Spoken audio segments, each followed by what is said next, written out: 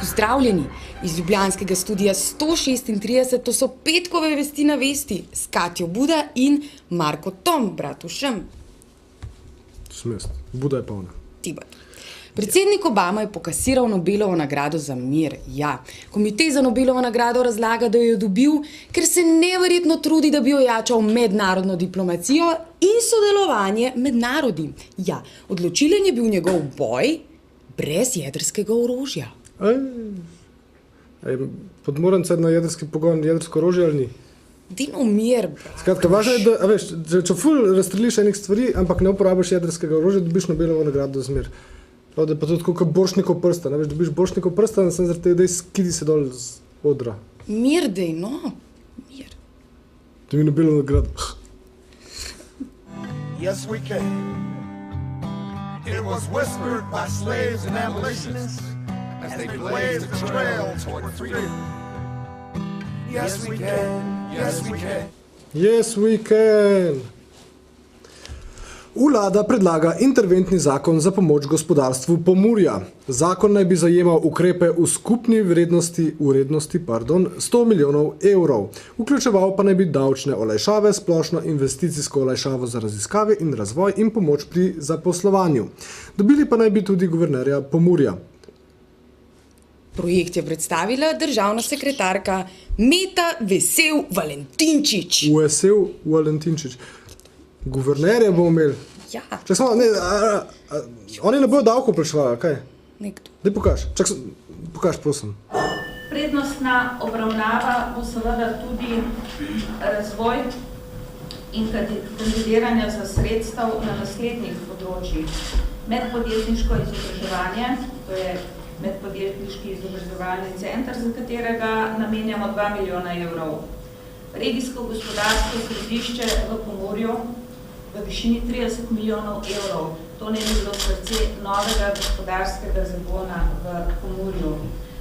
Seveda se veliko vlaga tudi v prestrukturiranje in pa dvig konkurenčnosti kmetijske dejavnosti in tudi recimo diversifikacijo v nekmetijske dejavnosti in to v višini 40 milijonov. To se meni zdelo, da se zdaj to umoglo zavila. A bojo oni plačevali manj davko ali ne? Nič ne pove, se nikoli nič ne povejo. Da mi ne bi kdo plačal manj davkov. Lahko bereš, sam jaz jih bom gledal zdaj, da ne bo slučajno. Ok, gremo naprej. Vse to naj bi zagotovilo novih 1000 delovnih mest. Guverner plus 999. Davke mora plačati, sorry, ampak ne jezi, davke plačati. Davke plačati. Kakšna bo guvernerjeva plača, še ni jasno. Je pa o plačah v javnem sektorju spregovoril predsednik vlade. Skrbi ga, ker je Evropska komisija tudi proti Sloveniji sprožila postopek zaradi prekomernega javnofinančnega primanjkljaja. Mislim, oni bi jim dali pa še davčno olajšavo, pa se ne mora vreti. Pogodba je bila sklenjena v konjunkturnem času in ta stopnja rasti plač v javnem sektorju, kjer je delovno mesto poleg vsega varno, ogroža razvojni potencial Slovenije. Mi lahko imamo čez čas proračun samo še za plače v javnem sektorju, za upokojence in za socialne transfere. In nič več.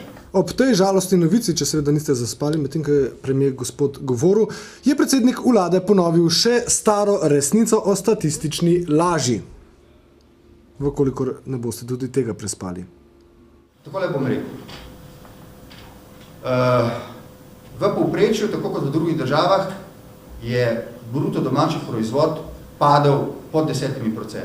Vprašanje je, ali statistično gledano za 10% slabše živi povprečni Slovenec. Pravim statistično, nekateri živijo seveda bistveno slabše kot pred krizo in nekateri krize sploh ne občutijo.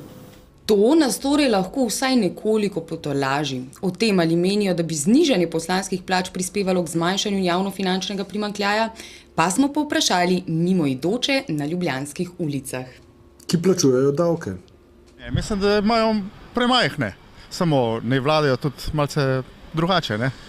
Mi smo zbrali svoje poslance, kateri ne poskrbijo, da bo tudi naše življenje lepše v prihodnosti. In ne, da jih da smo zbrali pač tako, kot smo. No. Pa se upravičujem tistim, ki so to pravi. Tudi tako imamo. Na oblasti so in te prvi mogli oni izdati zgled. Oblast se po poslancih pozna. Oni mogli biti vzor. Ker če glava slaba, je tudi telo slabo. Ja, v bistvu jaz sem, glede na to, da delam v medijih, sem za znižanje plač poslancem, ker imam dostikrat opravka z njimi in si včasih mislim, da si ne zaslužijo takih plač. O izbrisanih je ponovno spregovoril poslanec SDS Robert Hrovat, predsednik komisije, ki preiskuje politične odgovornosti. Kdo je to pisal? Ne moreš verjeti? Jani Sever, ki preiskuje politične odgovornosti tistih, ki so bili odgovorni za štetja izbrisanih. Je spregovoril o sumih, da je notranja ministrica Katarina Kresal v zvezi s tem kršila zakon, če ste kaj razumeli. Vesna pa ga je vprašala, ali misli, da bo poskus samomora Aleksandra Todorovića, temu špela, pospešil preiskavo.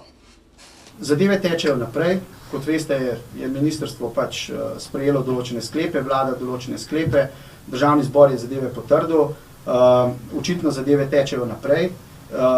Ne morem komentirati tega, zakaj je prišlo do teh neljubih dogodkov v zvezi z gospodom Todorovićem, ker ne poznam ozadij in vprašanje je, če je razlog za to njegovo dejanje ravno to, ta izbris. O strupenih izpustih in okoljski politiki komentar dneva. Boštjan Pihler! Jaz sem hotel reči. Ne, jaz sem rekla. Boštjan Pihler! Oseba, pravna ali fizična, ki zavestno ne spoštuje zakonodaje in na tej podlagi v okolje spušča na tone strupenih snovi, katere dokazano povzročajo smrtonosne bolezni, si zasluži vsaj jasno in enoznačno etiketo. Morilec. Aktivisti ekokroga in številni ozaveščeni prebivalci Zasavja smo prepričani, da je takšen morilec francoski Lafarge cement. Ta cementarna danes obratuje in na primer z organskimi spojinami onesnažuje Zasavje v količinskem obsegu celo do 20 sežigalnic odpadkov. Pa čeprav po mnenju upravne inšpekcije nima dokončnega in s tem izvršljivega okoljevarstvenega dovoljenja. Takšnega mnenja sta tudi odvetniška pisarna Čeferin in kabinet varuhinje človekovih pravic.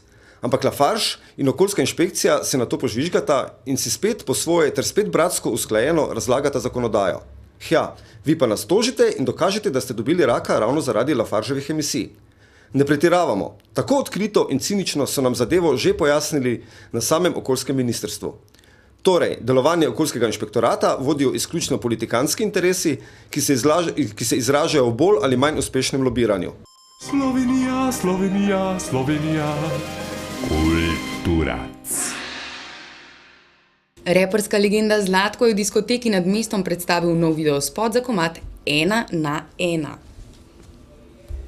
Spot so posneli v Fužinah, ali ni na Fužinah, v Fužinah. Pojma nimam res.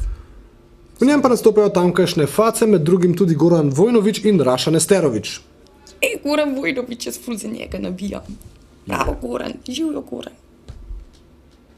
Pa to ni on fuzbaler. Ne, to je on pisatelj. Ne, pisatelj, ja. Evo ga! Kje si ti? Kako si lep? Kombinira, ne, tako. Kaj pa školka, kje pa to? To sem dobil od moje sestrične, ki je stara 4 leta in mi je prinesla, ki je bila na počitnicah na morju. Res? Ja, zdaj to je moj chain. To je moj chain, 24-kratna školka. Ja, zdaj sem se v Medvode prešel, pa dosti hodam pač tam polnik. Vode, Zlatko ni več Fužin.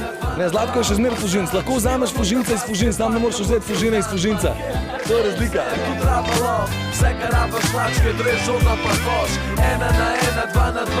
Še vreme. Če bo dovolj dolgo deževalo, bo dobilo Nobelovo nagrado za sonce. Tako je. A veš, da za mir. Ja, štika. A veš, tako kot ministrstvo za... George Orwell, 1984, dajte prebrati, to je ful zanimiva knjiga. A ne, da vam zdaj težim. Ampak če ona rekla Goran Vojnović v eter, pa lahko tudi jaz... kaj mi... Iz ljubljanskega studija 136, to so bile perfektne vesti na Vesti, z mano in z njim. Čau! Yeah. Yeah.